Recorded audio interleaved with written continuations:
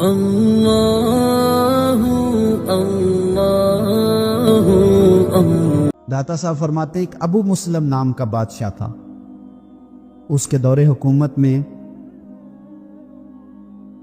ایک اللہ کے بندے کو چوری کے جھوٹے مقدمے میں جیل ہو گئی۔ جیلوں میں سارے مجرم نہیں جاتے، حضرت یوسف بھی جیل میں رہے ہیں، جیلوں میں سارے مجرم نہیں جاتے، یہ بھی خیال رکھنا۔ اور جھوٹے مقدموں میں جیلیں ہو ہی جاتی ہیں، یہ بھی اللہ والوں کی شان ہے۔ جیل ہو گئی اور چوری کے جھوٹے مقدمے میں ہو گئی۔ ابو مسلم بادشاہ رات کو سویا ہوا تھا، توجہ ہے نا میرے دوستوں، وہ کہتا ہے میں رات کو سویا تھا، میرے بخت دیکھو مجھے خواب میں مدینے والے محبوب کی زیارت نصیب ہوئی، خواب میری وچ آیا ماہی تے میں اودے گل وچ پا لئیاں پاواں۔ آپ یقین کریں دنیا بڑا کچھ کہتی ہے، پر میاں صاحب میں پتہ نہیں یہ بات کہاں بیٹھ کے کی تھی، کہ کیا رنگ تھا جی، کیا انداز تھا، اس کا درد کیا تھا۔ چر ہویا نا مینوں ترلے لیندیاں، تو کدی موڑ میرے ول واگاں، اے خواب میری وچ ایک وار جیاں میں ساری عمر نہ جاگا۔ میاں صاحب کہتے ہیں خواب میری وچ آیا ماہی تے میں نہ دے گل وچ پا لئیاں باواں، پھر ڈر دی ماری اکھ بھی نہ کھولا۔ یعنی پتہ چل گیا یہ خواب ہے، لیکن میں ڈر دی ماری اکھ بھی نہ کھولا، کتے پھر وچھڑ نہ جاواں۔ آئی رات وصال دے والی تے ربا رات مکن نہ دیوی۔ کہتے مجھے نبی کریم کی زیارت ہوئی۔ بادشاہ کہتا ہے ایک درویش کو، اللہ والے کو چوری کے جھوٹے مقدمے میں قید کیا گیا تو حضور کی زیارت ہوئی، تو سرکار میری خواب میں آ کے فرمانے لگے اس بیچارے اللہ کے دوست کو قید کر دیا۔ حضور یعنی خود نبی پاک سرکار نے کہا اسے چھوڑو جا کے، تو بادشاہ اتنی تیزی سے دوڑا کہ پیروں میں جوتا کوئی نہیں، سر پہ کپڑا کوئی، جا کے جیل کا دروازہ کھولا، اس اللہ والے کو رہا کیا۔ جب وہ جانے لگے نا تو بادشاہ پھر بادشاہ تو ہوتے ہی ہیں نا، پھر یہ جیل سے بات تو نہیں نہ جاتی کہ میں بادشاہ ہوں۔ جانے لگے تو آواز دے کہنے لگا بزرگو کوئی حکم ہوا تو بتائیے گا، سنو عقیدہ رسالت کے ماننے والوں۔ کہنے لگا کوئی حکم ہوا تو بتائیے گا، تو بابا جی رخ پھیر کے کہنے لگے یار تجھے ابھی بھی سمجھ نہیں آئی، اور تو ابھی بھی نہیں سمجھا؟ اس نے کہا کیا مطلب؟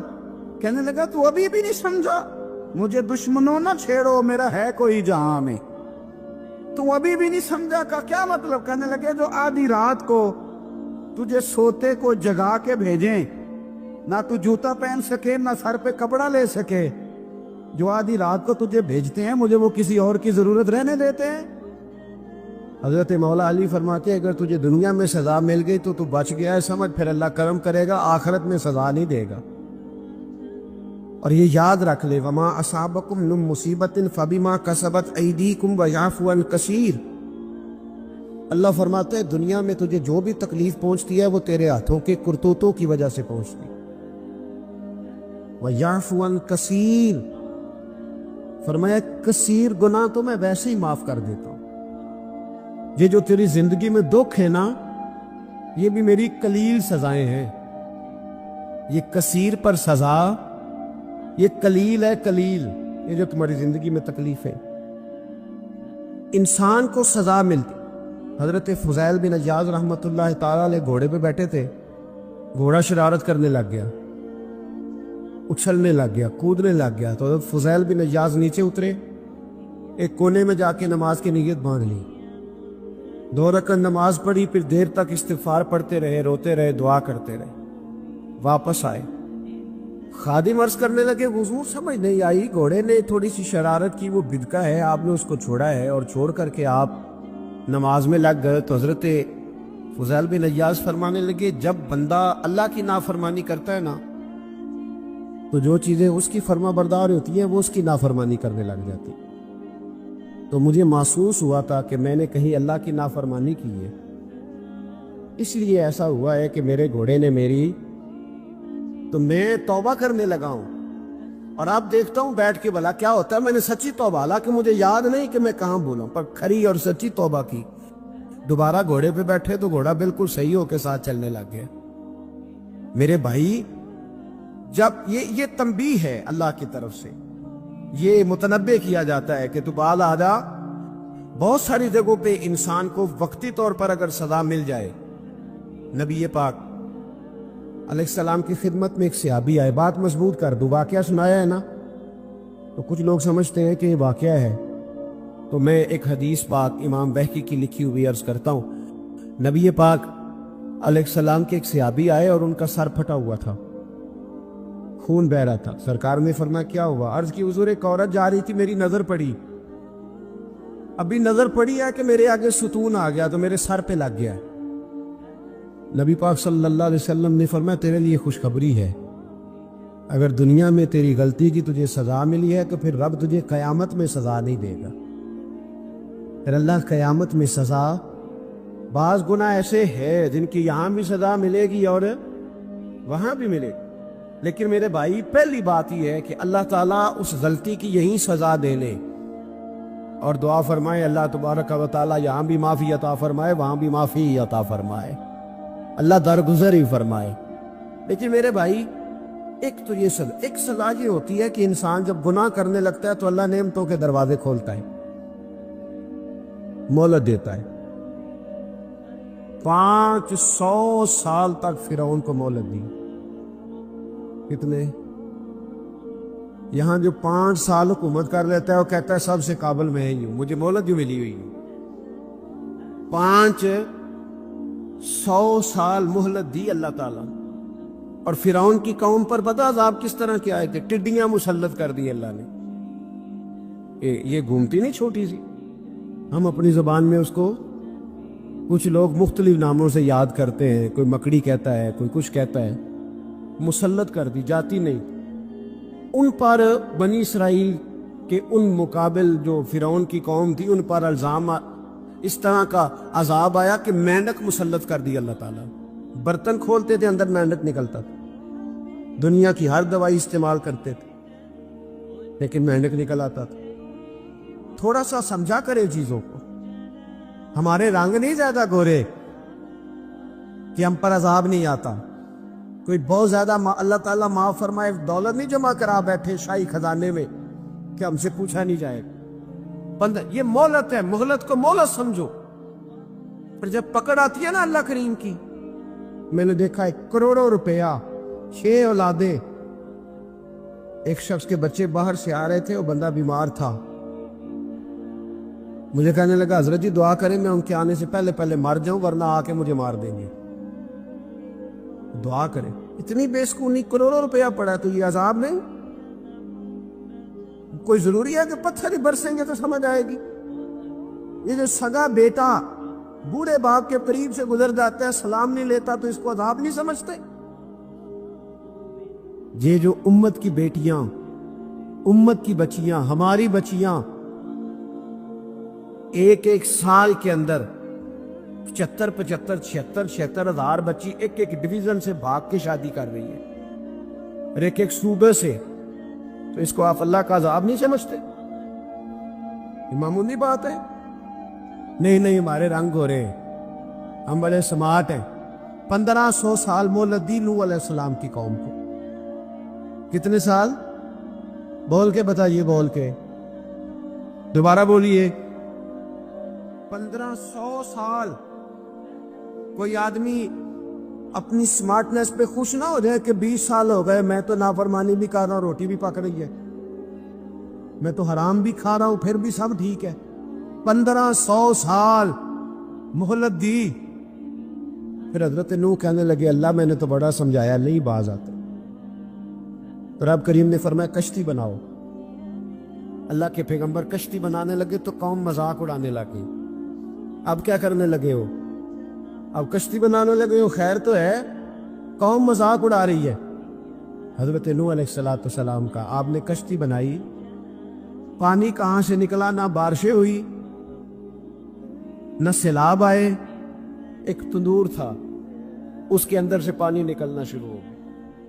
کبھی تندور سے بھی پانی نکلا ہے پر جب نکالنے والا چاہتا ہے تو وہاں سے بھی ایک تندور سے پانی نکلا، اتنا نکلا، اتنا نکلا، اتنا نکلا کہ قوم ساری ڈوب گئی۔ قرآن مجید کے صفحات شہادت دیں گے کہ حضرت نوح کی قوم کا بچہ بچہ بہہ گیا، بچے صرف وہ تھے جو حضرت نوح کے ساتھ ہو گئے، تباہ ہو گئی۔ اللہ بے نیاز ہے، بے نیاز۔ 1500 سال مہلت ملے اور تو پھر بھی کہے رب بڑا کریم ہے، معاف کر دے گا۔ 1500 سال تجھے گنجائش دے اور تو کہے کوئی نہیں، بات معافی ملنی چاہیے ابھی بھی۔ میرے بھائی، حضرت صالح علیہ السلام کی قوم، حضرت صالح نے تبلیغ شروع کی تو کہنے لگے پہلے معجزہ دکھاؤ۔ جی آج تو نہ لوگ معجزے مانگتے، آج بھی لوگ کرامتے اور معجزے، اللہ معاف کرے، جو چیزیں معجزہ تو ہو نہیں نہ سکتا، لیکن آج بھی لوگ، آپ یقین کریں، کہتے ہیں یہ بڑی نمازیں پڑھتا ہے تو پھر بخشا کیوں نہیں گیا، پھر کیوں نہیں منو سلوا کیوں نہیں اترا اس پر، پھر میں بھی اسی طرح ہی ہوں، کیا اس کے اندر خوبی آ گئی؟ مولوی بھی ویسے ہی ہے، صوفی بھی ویسے ہی ہے، لوگ مان نہیں رہے، لوگ دلیلیں مان نہیں رہے، ابھی بھی لوگ بحث نہیں کرتے۔ کیا فرق آ جائے ابھی؟ ویسے ہی ہیں سارے۔ اللہ تعالیٰ سے ڈرنا چاہیے، ہمیں سامنے والے کی طرف دیکھ کر صحیح ہونے کا حکم نہیں ہے، ہمیں اپنی اصلاح کا حکم ہے، اپنی طرف دیکھ کے اپنے آپ کو ٹھیک کرنے کا۔ الزام لگا کے گزر جانا، اس کا کوئی مطلب؟ سنو اور یاد رکھو، حضرت صالح علیہ السلام سے کہنے لگے پہلے معجزہ دکھائیں، تو حضرت صالح علیہ السلام نے فرمایا اونٹ کہاں سے پیدا ہوتے ہیں؟ کہاں؟ اونٹنی کے بطن سے۔ فرمایا آؤ میں تمہیں پہاڑ کے اندر سے اونٹنی پیدا کر کے دکھاتا ہوں۔ کہاں سے؟ پہاڑ کے اندر سے۔ حضرت نوح ساتھ لے کے گئے تو پہاڑ کے اندر سے اونٹنی نکلی، اور اونٹنی بھی گابن تھی، اس کے پیٹ میں بچہ، اور اونٹنی اتنا دودھ دیتی تھی کہ ساری بستی دودھ پی جاتی تھی، پھر بھی دودھ بچ جایا کرتا تھا۔ لیکن حضرت نوح علیہ السلام نے فرمایا تم نے دیکھ تو لیا ہی اسے، یہ جتنا دودھ دے گی روٹی بھی اتنی کھائے گی، ایک دن تم سارے پانی پیو گے، ایک دن یہ سارا پانی پیا کرے گی، ایک دن تم سارے باقی جانوروں کو گھاس کھلاؤ گے، ایک دن یہ اونٹنی، اور اونٹنی کا نام کیا؟ ناقۃ اللہ، اللہ کی اونٹنی۔ کس کی اونٹنی؟ نام کیا ہے؟ اللہ کی، یہ اللہ کی اونٹنی ہے۔ تو حضرت نوح علیہ السلام کی اونٹنی فرمایا اس کی بے ادبی نہ کرنا، باز نہیں آئے، لوگ باز نہیں آئے، کہنے لگے جی دودھ دینا تو ٹھیک ہے، پر یہ جو سارا پانی پی جاتی ہے نا یہ صحیح نہیں، یہ جو ساری گھاس کھا جاتی ہے یہ نہیں تھی، دودھ دینا تو ٹھیک ہے پر یہ نہیں صحیح۔ آپ نے فرمایا اسے کچھ نہ کہنا، اللہ کی اونٹنی ہے۔ میں کہا کرتا ہوں ان لوگوں نے ناقۃ اللہ کی بے ادبی کی، حضرت نوح علیہ السلام کی اونٹنی کی ٹانگیں کاٹ دی، صالح علیہ السلام کی۔ اور دیکھو اللہ بڑا بے نیاز ہے، اگر پیدا کرنا جانتا ہے تو حفاظت کرنی نہیں جانتا، لیکن رب کریم نے فرمایا نہ کرنا۔ انہوں نے ان کے پیر کاٹ دیے، کانوں پہ چھریاں لگائیں۔ اونٹنی جب مر گئی، اونٹنی اللہ تبارک و تعالیٰ کی وہ اونٹنی جب مر گئی تو حضرت صالح علیہ السلام کی قوم پر رب کریم نے زلزلہ بھیجا۔ اذا زلزلت الارض زلزالہا، جب زلزلے آئے گے، اور جب ان کا زلزلہ آنا ٹھہر، زلزلہ آتا ہے نا، کیا کرتی ہے قوم؟ لا الہ الا اللہ، لا الہ لا الہ الا اللہ، کلمے جاری ہو جاتے ہیں۔ بلکہ ایک دفعہ ایسا بھی ہوا کہ مسجدوں میں اعلان ہونے لگے زلزلہ آ رہا ہے، جو فجر کے لیے نہیں اٹھے زلزلے کے لیے وہ بھی اٹھ گئے، جن کا دعویٰ ہے نا میری سویرے آنکھ نہیں کھلتی، ان کی لگی نہیں کتنے گھنٹے، بعد میں بھی نہیں لگی، ٹی وی پہ اعلان ہوتے رہے کوئی نہیں آ رہا سو جاؤ چپ کر کے، لیکن آنکھ لگی۔ موت سے تو ڈرتا ہے، اللہ سے ڈرتا ہی نہیں، موت کا خوف ہے رب کا نہیں۔ زلزلہ آیا، ساری قوم تباہ ہو گئی۔ انسان کی بات کا دوسرے پر بڑا اثر ہوتا ہے، لیکن اس کی بات کے ساتھ ساتھ اس کے لہجے کا بھی بڑا اثر ہوتا ہے، کھانے کا بھی بڑا اثر ہے، لیکن کھانا آپ کس برتن میں رکھ کے دے رہے ہیں اس کا بھی بڑا اثر ہے۔ آپ نے کھانا کس طرح سجایا ہے، کس جگہ کسی کو بٹھایا ہے، اس کا بھی بہت زیادہ اثر ہے۔ اسلام یہ کہتا ہے کہ آپ کا جو لب و لہجہ ہے وہ ہمیشہ اچھے اخلاق والا ہونا چاہیے۔ لہجے جو ہوتے ہیں نا، لہجے، لب و لہجہ، وہ بڑی تاثیر رکھتا ہے، بڑا اثر رکھتا ہے۔ چھوٹا سا بچہ ہوتا ہے، دودھ پیتا ہے، ابھی نونہال بچہ ہے، چھوٹا سا، ابھی اسے پتہ نہیں ہے کہ کون سی بات کا کیا معنی ہے۔ اسی بچے کے آپ نے گال پہ محبت کے ساتھ ہاتھ پھیرا تو وہ ہنس دیتا ہے، لیکن اگر آپ غصے کے ساتھ اس کی گال پہ ہاتھ لگاتے ہیں تو وہ رو دیتا ہے۔ آپ میری بات کو سمجھیں گے، ابھی اس کو لفظوں کے مفاہیم کا نہیں پتا، معانی سے ابھی وہ آگاہ نہیں ہے، معنی نہیں جانتا، پر آپ نے کس لہجے کے ساتھ اس سے پیار کیا یہ اسے پتا ہے۔ یہ جو لہجہ ہوتا ہے نا، لہجہ، اخلاق آپ کا، یہ بڑا اثر کرتا ہے۔ آپ نے گفتگو کی، لیکن اس گفتگو میں آپ کا انداز کیا تھا، لب و لہجہ کیا تھا؟ کچھ لوگ کہتے ہیں میں نے کوئی غلط بات کی ہے، بالکل ٹھیک بات کی ہے۔ بھئی آپ کی بات ٹھیک تھی، پر آپ کا انداز ٹھیک نہیں تھا۔ جہاں بات ٹھیک ہونا ضروری ہے نا، وہاں انداز ٹھیک ہونا بھی بڑا ہی ضروری ہے۔ آپ کے لہجے کا خوبصورت ہونا اور آپ کے لفظوں کا حسین ہونا بھی بڑا ہی ضروری ہے۔ اگر آپ تھوڑا سا معاشرے میں غور کریں تو کچھ لوگ ایسے ہیں جو طبعاً ہی بیچارے دنیا میں آئے ہی شکوہ کرنے کے لیے، ان کے لہجے سے نہ ترش روئی برستی ہے، تلخی ہے۔ وہ جی میں فلاں آدمی کے پاس گیا تو اس نے میری بات نہیں سنی، فلاں شخص سے میری ملاقات ہوئی، میں نے وقت گزارا پر وہ بندہ ٹھیک نہیں نکلا، فلاں کے ساتھ میں آگے بڑھنا چاہ رہا تھا پر میرے معاملہ چل نہیں سکے۔ تو بھئی آپ دوسروں کو ناپتے اور تولتے رہے، آپ کو یہ دیکھ لینا چاہیے تھا کہ آپ کا انداز فکر ہی کہیں غلط نہ ہو۔ لہجے، اخلاق، یہ آپ کے لفظوں سے بھی زیادہ اثر بعض اوقات رکھتے ہیں۔ کسی نے کہا تھا کہ میرے لہجے میں غرور آیا تھا، اس کو حق تھا کہ شکایت کرتا تھا، میرے لہجے میں کچھ ایسا کہ جس پہ وہ بیچارہ پریشان ہو گیا، اب اس کا حق بنتا تھا وہ اس پہ شکایت کرتا۔ تو میرے عزیز، آپ بات کو یاد رکھیں گے کہ جو اخلاق ہے، آپ کا جو اخلاق ہے، جو آپ کا کردار ہے، وہ اپنی ایک خوبصورتی رکھتا ہے۔ اس لیے میرے نبی پاک صلی اللہ تعالی علیہ وآلہ وسلم نے فرمایا تم میں کامل مومن وہ ہے جس کا اخلاق زیادہ اچھا ہے۔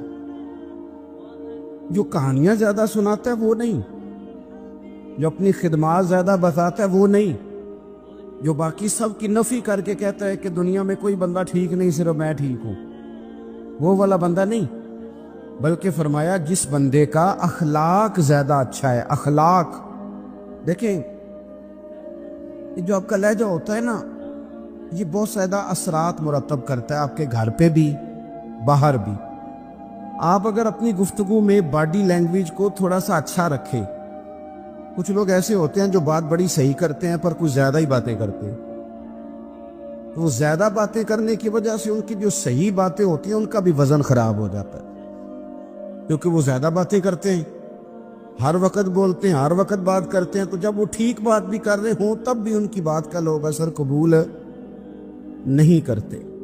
لیکن اگر ان کا لہجہ باوقار ہو، بات وہ تھوڑی کریں پر جتنی کریں ذرا سونی کر کے کریں، گفتگو میں خود بخود اثر پیدا ہو جائے گا، بات اچھی لگے گی۔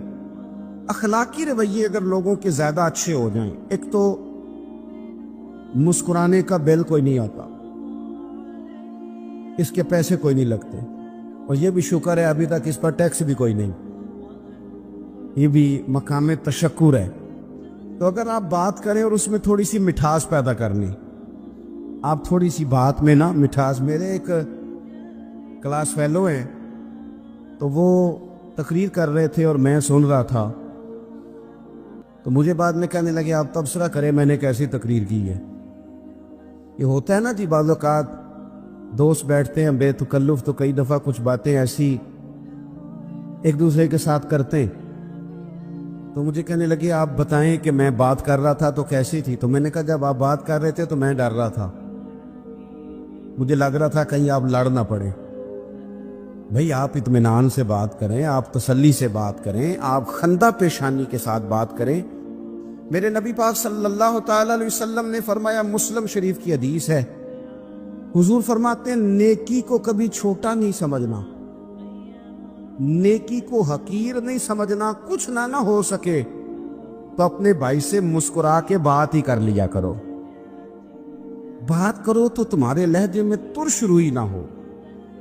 بعض اوقات آپ تلخ بات کرتے ہیں، آپ کا لہجہ تلخ ہوتا ہے تو آپ کی صحیح بات بھی قبول نہیں کی جاتی، لیکن اگر آپ کے لہجے میں مسکراہٹ ہو، آپ کے لہجے کے اندر خوبصورتی ہو، تو آپ کے اپنے بھی، آپ کے بیگانے بھی، سب کے سب آپ کی بات کو تسلی کے ساتھ سمجھنا وہ گوارا کریں گے۔ اسی طریقے سے ہمارا دل کرتا ہے کہ لوگ ہماری بات سنیں، ہمارے گرویدہ ہوں، ہم جو پیغام دینا چاہتے ہیں وہ پیغام لوگ اچھے طریقے سے قبول کریں، اس پر لوگوں کی توجہ زیادہ ہو، یہ ہمارا شوق ہوتا ہے۔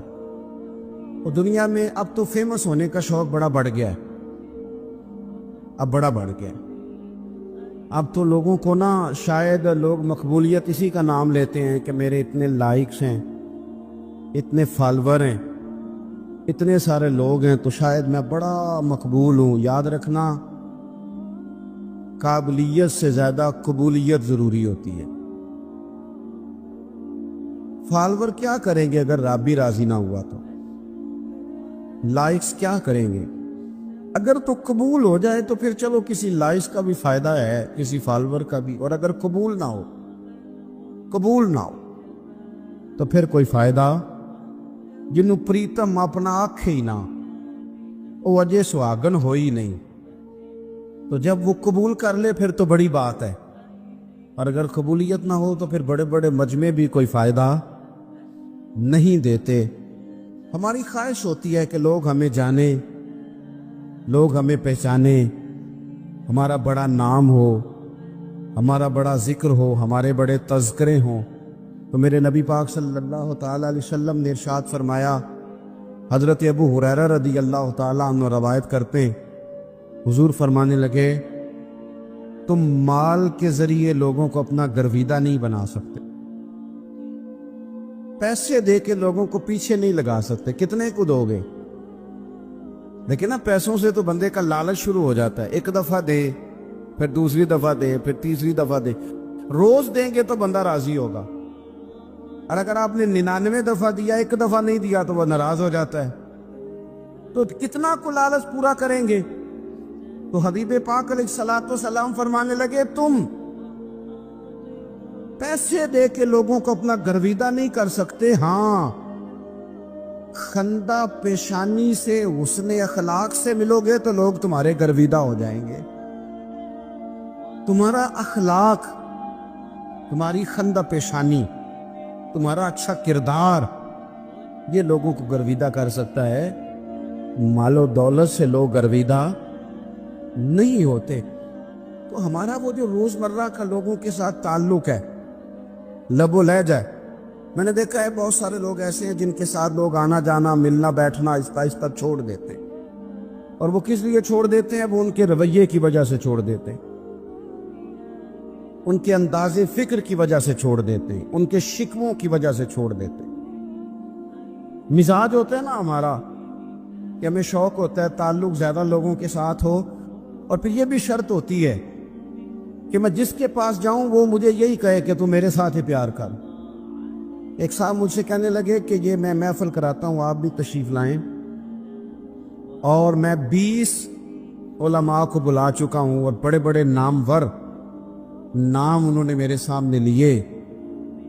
میں نے ان سے پوچھا کہ جو نام آپ نے لیے ہیں اور آپ کی تصویریں بھی ساتھ ہیں، میں الحمدللہ تسلیم کر گیا ہوں آپ کی بات کو، لیکن سوال میرا یہ تھا کہ کیا آپ نماز بھی پڑھتے ہیں؟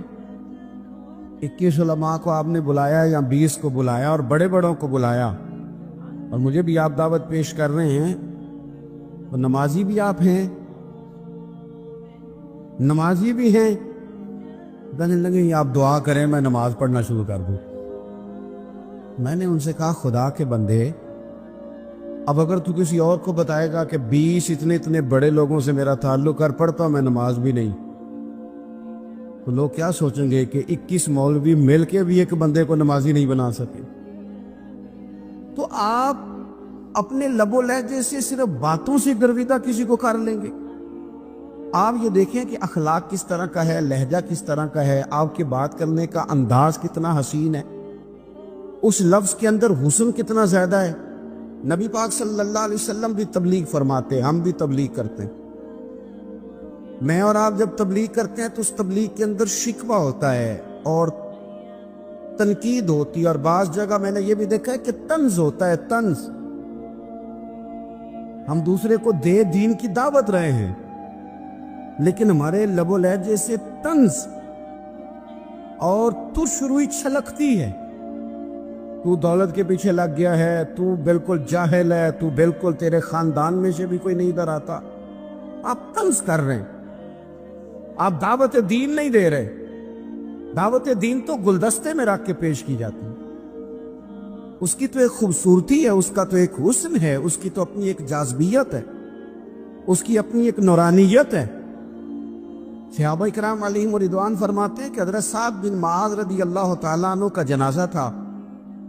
अल्लाह के प्यारे महबूब सल्लल्लाहु तआला अलैहि वसल्लम ने जनाजे की इमामत फरमाई, और जनाजे की इमामत के बाद अभी ना कब्र के तैयार होने में कुछ टाइम बाकी था,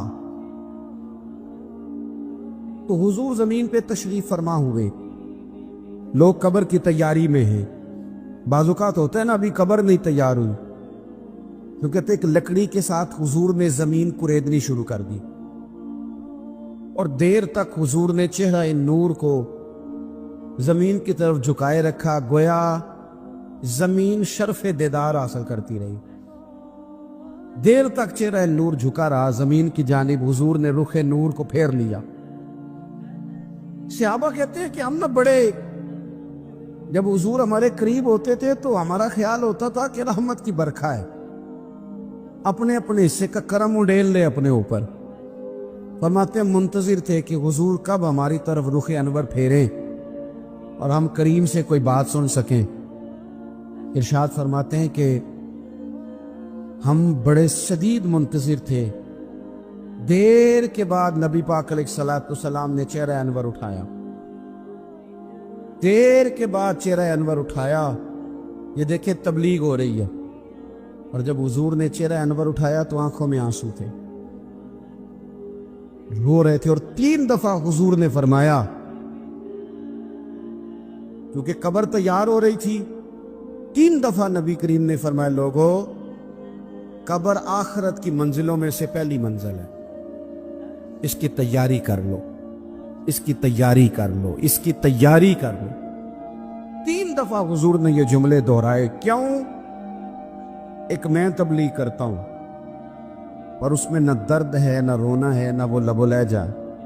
एक हुजूर दावत दे रहे हैं कब्र की तैयारी की, लेकिन उसमें आंसू है, उसमें खास रगबत है गुलामों के। तो अपनी जिंदगी के अंदर जो हमारा अंदाज़े तकल्लुम है, हमारा अंदाज़े गुफ्तगू है, मैं कहा करता हूं कि हम ना दीन के लिए जब कलाम कर रहे होते हैं तो शिद्दत होती है हमारे जुमलों के अंदर।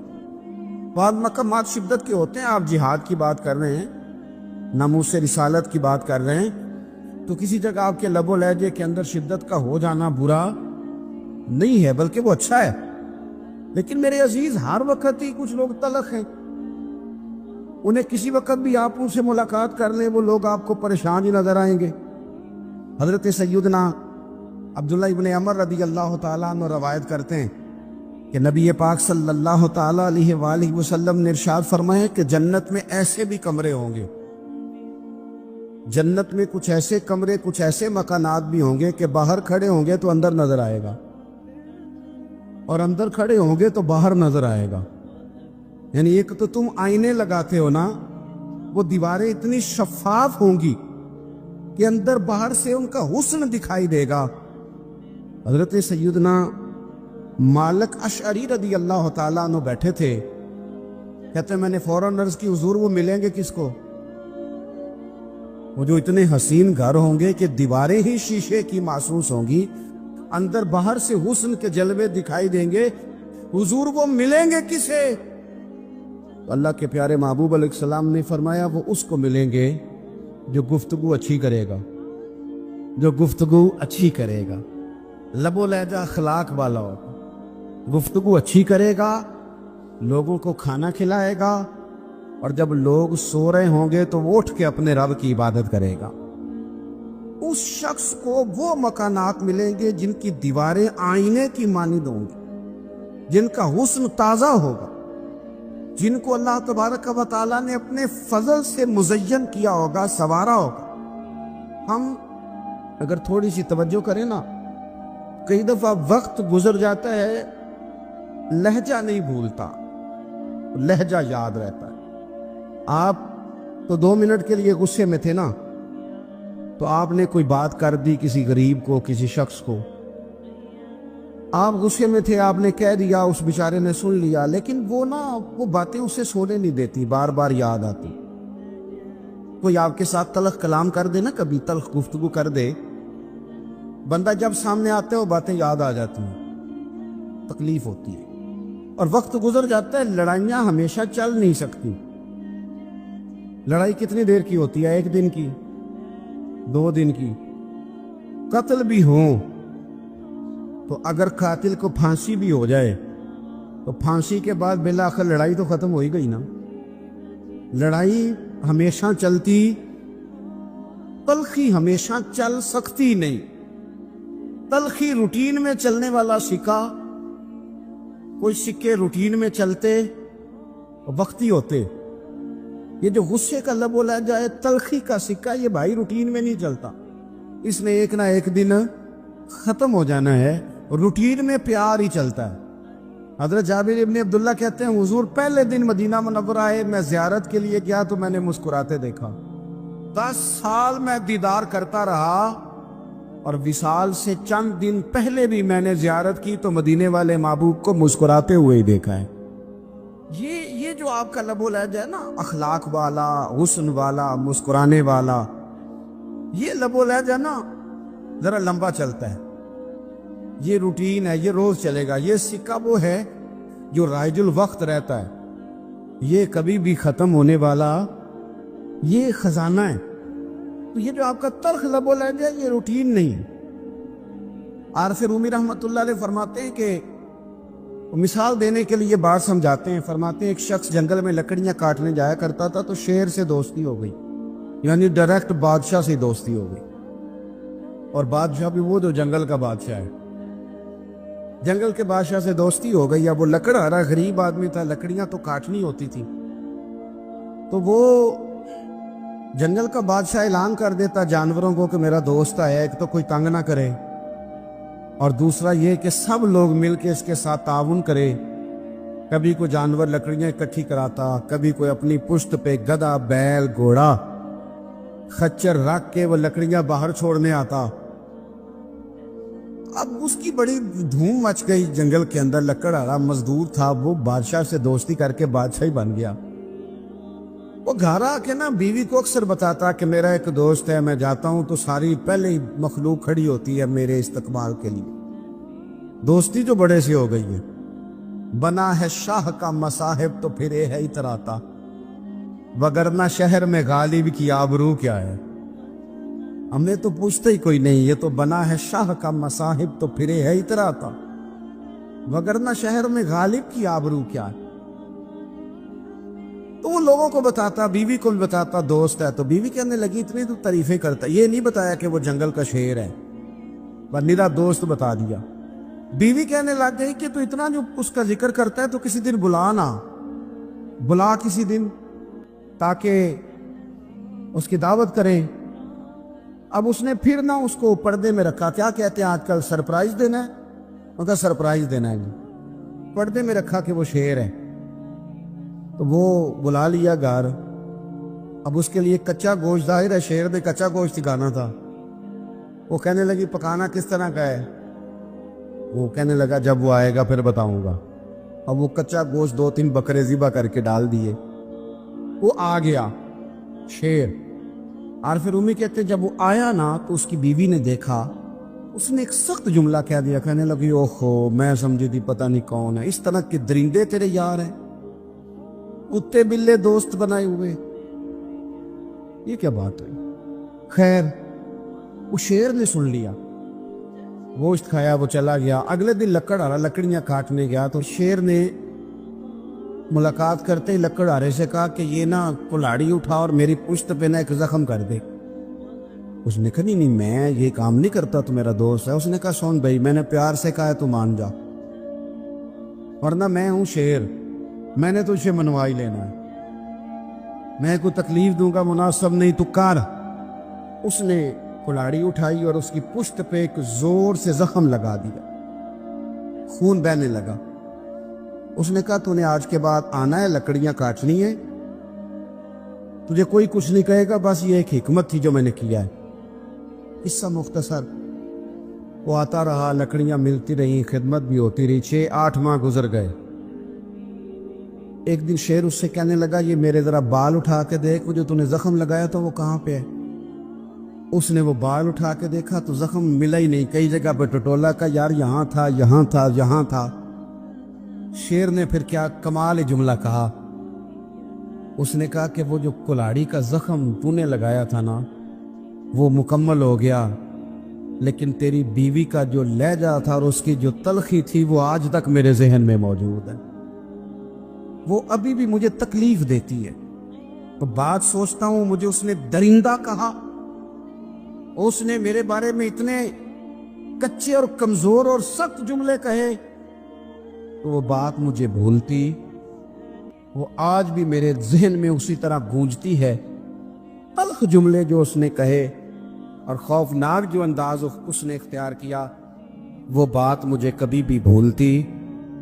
تو آپ کے لفظ لوگوں کو بھول جاتے ہیں پر لہجہ یاد رہتا ہے اگر ہم اپنے لہجے پر تھوڑی توجہ ہی کر لیں. کچھ لوگ کہتے ہیں جی میرا جی روٹین ہی یہ ہے بات کرنے کی. تو یہ یاد رکھنا کسی وقت ایسا بھی ہوتا ہے کہ شیر کو سوا شیر مل جاتا ہے. پھر ایسا نہ ہو کہ آپ کی تلخی کی جواب میں کوئی اس طرح کی تلخی ہو کہ پھر آپ اس کو کبھی بھلا نہ سکیں. یہ ابھی گزشتہ دنوں رزلٹ آیا میٹرک کا، تو وہ اس نے چھلانگ لگا دی پانی میں اور خودکشی کر لی. تو جب لوگوں نے تھوڑی ریسرچ کی، تحقیق کی، تو پتہ چلا کہ گھر کا ماحول بڑا گھٹن والا ہے. وہ اس گھر کا رہنے والا ہے جہاں کہا جاتا ہے کہ تسی نہیں کدی کامیاب ہو سکتے. مینوں پہلو ہی پتا سی، میں پہلے سے جانتا تھا تیرا یہی حال ہونا. وہ باتوں کی جو چبھن اسے رزلٹ آتے ہی محسوس ہونے لگی. سارے بچے ذہین نہیں ہوتے، سب کا حافظہ مضبوط نہیں ہوتا، کمزور بھی ہوتے ہیں بیچارے کئی، اللہ تعالیٰ کی توفیق ہے، پیچھے بھی رہ جاتے ہیں بعض اوقات. تو اس بچے نے بیچارے نے اس بات سے ڈر کے کہ اب تو مجھے بڑی باتیں ہوں گی، اور کچھ والدین ایسے ہوتے ہیں وہ تقریر پھر شروع کرتے ہیں تو اللہ ماشاءاللہ ختم ہی نہیں ہوتی. وہ کہتے ہیں میں تو تیری وجہ سے پورے خاندان میں منہ دکھانے قابل نہیں رہا، دوست پوچھیں گے تو کیا کہوں گا، فلاں کا بچہ کہاں پہنچ گیا. اس کو کمپیریزن کر کے، تقابل کر کے مختلف لوگوں سے احساس کمتری کا شکار کر دینا. اس بچے نے بیچارے نے چھلانگ لگا دی. حوصلہ افزائی کریں، حوصلہ افزائی کی ہر ایک کو ضرورت ہوتی ہے، بچے کی بھی ضرورت ہوتی ہے اور جوان کو بھی ضرورت ہوتی ہے، بوڑھے کو بھی ضرورت ہوتی ہے. حوصلہ افزائی کی ان پڑھ کو بھی ضرورت ہوتی ہے اور پڑھے لکھے کو بھی ضرورت ہوتی ہے. حوصلہ افزائی کی ان لوگوں کو بھی ضرورت ہوتی ہے جو کارکن ہوتے ہیں، اور ان کو بھی ضرورت ہوتی ہے جو قائد ہوتے ہیں. حوصلہ افزائی کریں. یہ ذرا قرآن مجید کا انداز دیکھیں نا، اللہ تعالیٰ نے حوصلہ افزائی کی اہل ایمان کی. ان الذین آمنوا وعملوا الصالحات اولئک هم خیر البریہ. فرمایا جو ایمان لا کر اچھے عمل کرے یہی تو ساری مخلوق سے افضل ہے.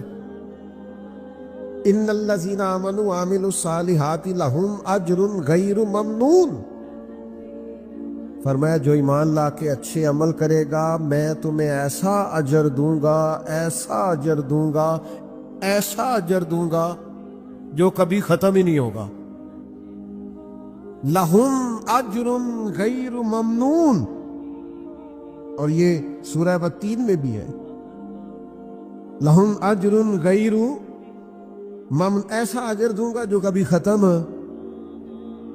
تو یا اللہ سارا قیامت میں ملے گا.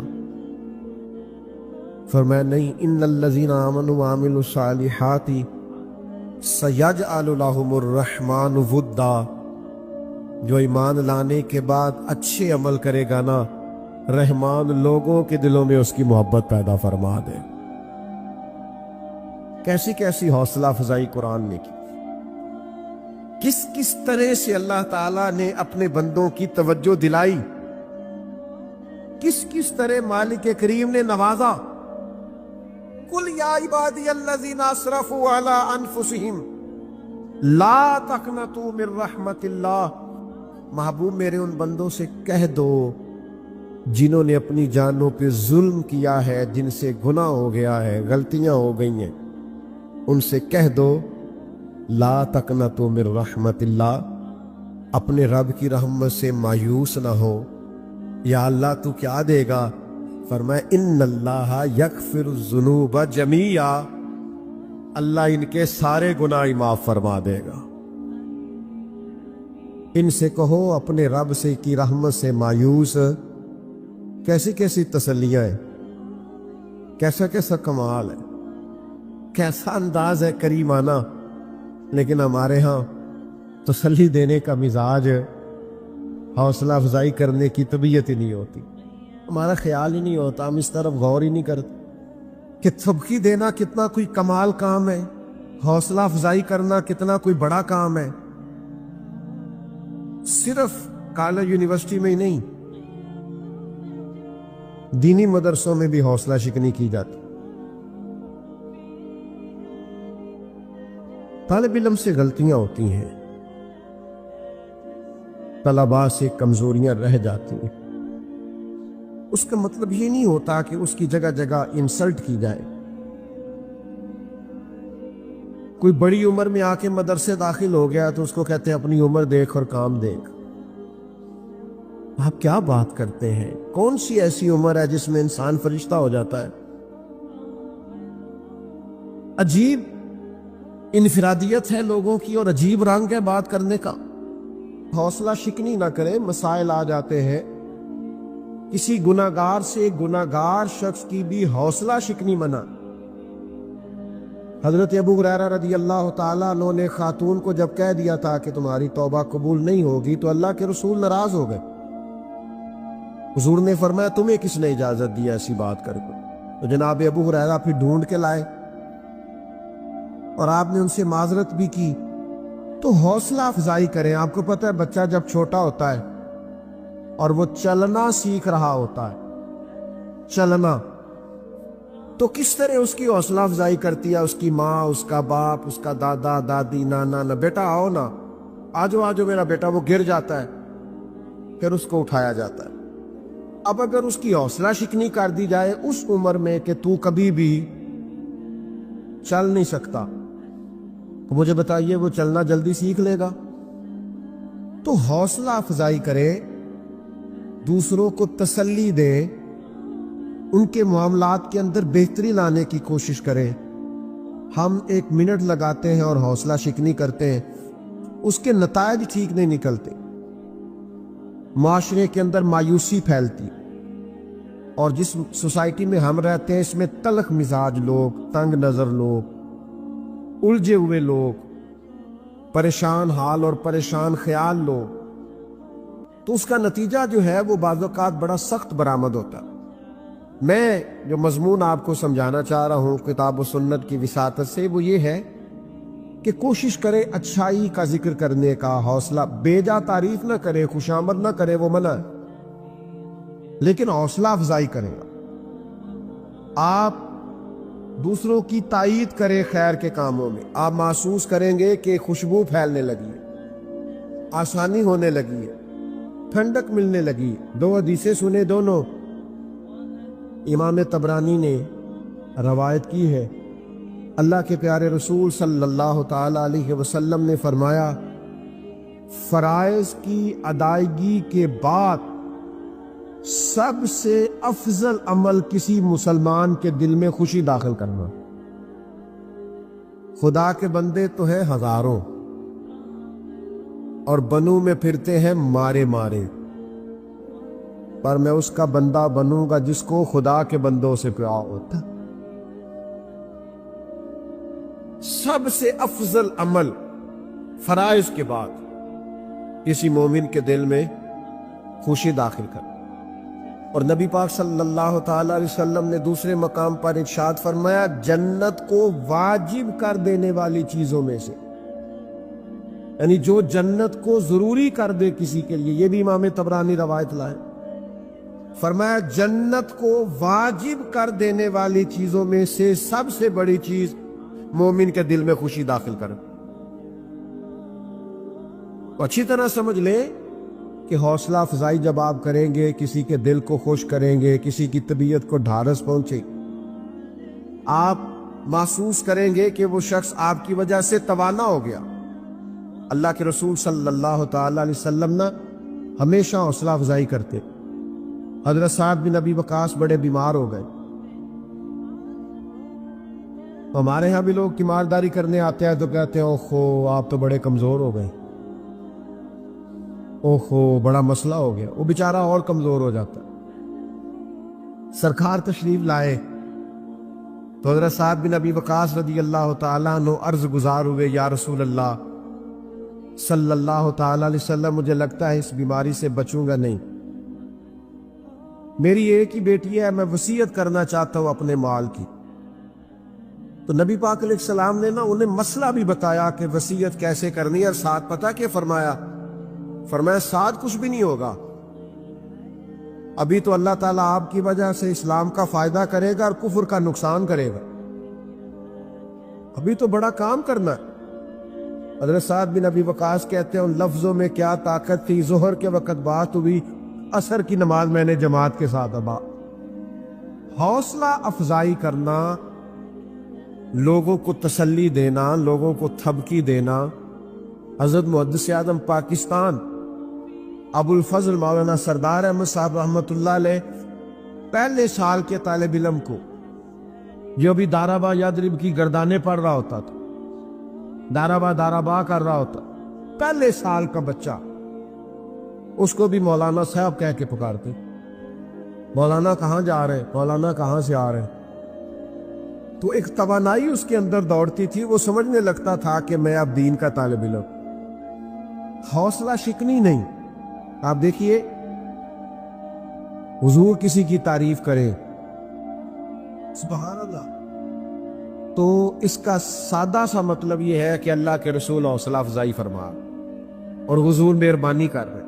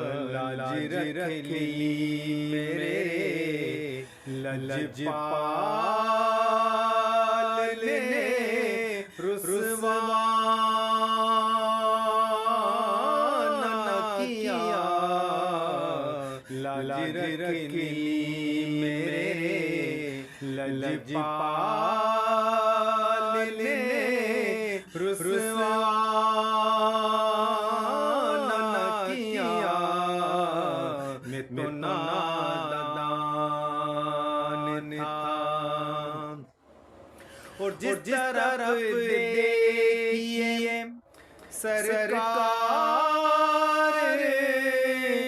नजर आते हैं, जिस तरफ देखिए सरकार नजर आते हैं, ऐसा लगता है कि सरकार ने पर्दा न किया, ऐसा लगता है कि सरकार ने पर्दा न किया। मैं तो नादान था, एक में इश्क मोहम्मद हो, तेरी उम्र दराज, एक में इश्क मोहम्मद हो, तेरी उम्र दराज, वही अच्छों से अच्छा जिसे अच्छा न किया, वही अच्छों से अच्छा जिसे अच्छा न किया। मैं तो नादान था, उनकी निस्बत का बहरहाल नुमाया है करम, उनकी निस्बत का बहरहाल नुमाया है करम, किसी तूफान ने हमको ते हो बाला न किया, किसी तूफान ने हमको ते बाला न किया। मैं तो नादान था, और बेतलब झोलियां भरते ही रहे सरकार, बेतलब झोलियां भरते ही रहे सरकार, एतबार ने करम का तकाज़ा न किया, एतबार ने करम का तकाज़ा न किया। मैं तो नादान था, दानिश्ता भी क्या क्या न किया, लाज रखी मेरे लजपाल ने रुसवा न किया। मैं तो